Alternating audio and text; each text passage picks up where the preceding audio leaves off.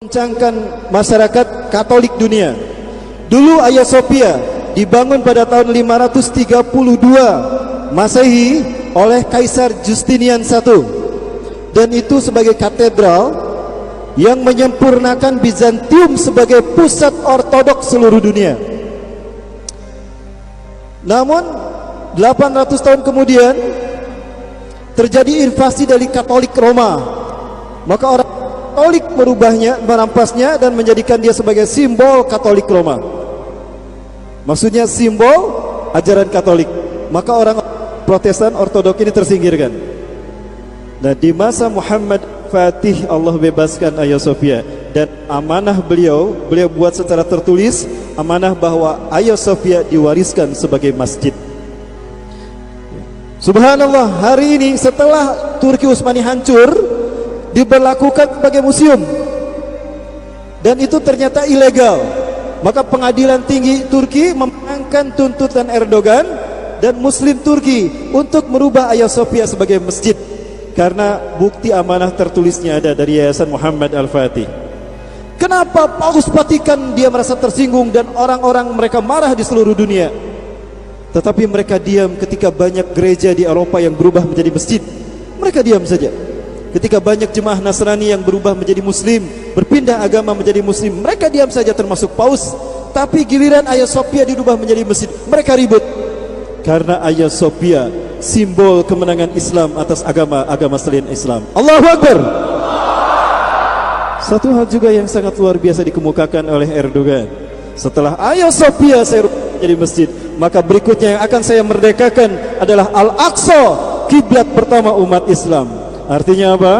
Beliau membawa kita kepada pertarungan besar, pertarungan dalam peradaban akhir zaman. Orang-orang menyebutnya Armageddon. Sudah siap Bapak Ibu? Rasulullah tidak menyebutkan Armageddon. Yang saya tahu Rasulullah menyebutkan Al-Ahzab, di mana 80 negara akan bersekutu, membawa 12.000 pasukan setiap negara, setiap panji. Artinya 1 juta orang akan menguasai Antiok, A'mak dan Dabik. Di mana itu? Di Turki. Artinya, apakah ini isyarat kehancuran Turki? Bisa jadi. Maka itu isyarat kedatangan Imam Mahdi telah dekat. Karena ketika Turki jatuh kembali kepada pasukan Romawi, maka di saat itulah Al-Mahdi akan mempersatukan 3 pasukan terbaik dunia. Ahlus Syam, Ashabur Rayatis Sud, dan Taifah Mansurah di bumi yang Allah berkahi. Syam, Suriah. Di mana pertemuan mereka? Di masjid yang terdapat menara putih tempat Nabi Isa diturunkan. Subhanallah. Artinya Bapak Ibu rahmati Allah, kita telah dekat dengan peristiwa-peristiwa besar dunia. Pertanyaannya, sudah siap menyambut peristiwa-peristiwa besar itu? Ya. Sudah siap menyambutnya? Takbir. Baik, kita belah malam ini sampai jam 11. Siap? Baik, kita belah sekarang. Gak apa-apa pada kayak lanjut. Baik, berikutnya ada satu yang belum saya bahas dari WTC. Kenapa harus 2001? Dan ini terkait dengan apa yang dilakukan Erdogan. Pernyataan Erdogan, ini proyek mereka yang dimulai dari penghancuran WTC. Kenapa harus 2001? Baik, saya perlihatkan ini.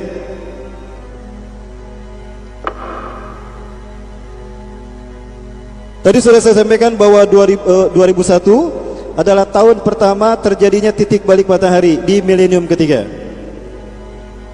Di dalam The Jericho Project, satu proyek yang sedang digalang oleh kaum Illuminatis dunia, mereka meyakini bahwa tahun Masehi ini hanya berlangsung 3.000 tahun saja.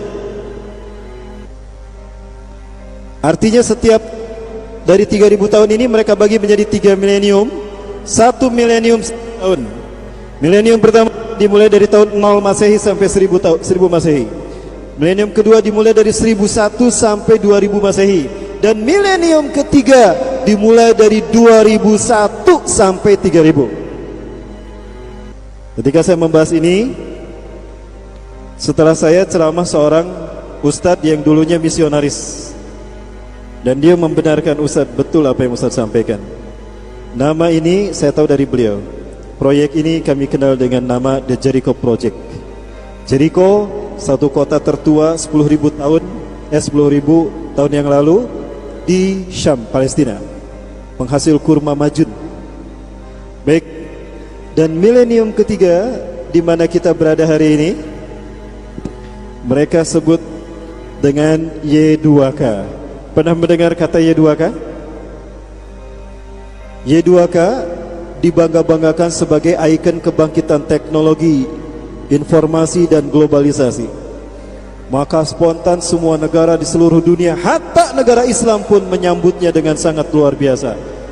Kami siap menyambut Y2K. We are ready to visit Y2 km. Mereka tidak faham, seolah-olah ini tidak ada kaitannya dengan akidah. Justru saya melihat Y2K syarat bermuatan akidah. Bagi orang-orang Kristen, Y2K berarti Year of the Jesus Kingdom. Karena mereka meyakini 1000 tahun sebelum kehancuran alam semesta adalah 1000 tahun bagi berdirinya kerajaan Yesus Kristus. Adapun bagi masyarakat Yahudi, Y2K tidak jauh beda. Mereka artikan Year of the Yehuda Kingdom. Ini bagi orang Nasrani, bagi orang Yahudi, Year of the Yehuda Kingdom. Dan langkahnya untuk mewujudkan Y2K. Dan inilah tahapan-tahapan yang sedang mereka lakukan di dunia. Dan mereka nyaris sempurna untuk mewujudkan Y2K mereka, Y2 km. Dimulai dari one government in the world, satu pemerintahan tunggal dunia, di mana agenda seluruh dunia terfokus kepada apa yang mereka lakukan. Maka jadilah negara-negara di dunia sebagai shadow government mereka. Artinya agenda negara-negara di dunia harus sejalan dengan agenda Yahudi. Bertentangan dengan agenda Yahudi, habis tuh negara mereka. Lihat Mesir, Muhammad Mursi digulingkan ketika bertentangan dengan agenda mereka. Muammar Gaddafi digulingkan ketika bertentangan dengan agenda mereka. Saddam Hussein juga digulingkan. Indonesia digulingkan tidak? Tidak, dipertahankan. Kenapa demikian? Shadow government, pemerintahan bayangan mereka. Betulkah demikian? Akan saya perlihatkan satu tayangan, tapi sekali lagi ini tayangan bukan saya yang buat, tapi tayangan ini ada di YouTube. Artinya kalau ingin nyalahkan, salah YouTube bukan saya. Boleh? Tapi saya minta tidak ada yang merekam. Tidak ada yang merekam, tolong matikan semua kameranya. Jika ada yang memviralkan, tanggung jawab. Tolong lihat kanan kirinya, tidak ada yang merekam kan? Baik. Tadi saya sudah bilang gimana lepas saja kan? Ini saya lepaskan ya. Baik. Inilah arti dari shadow government.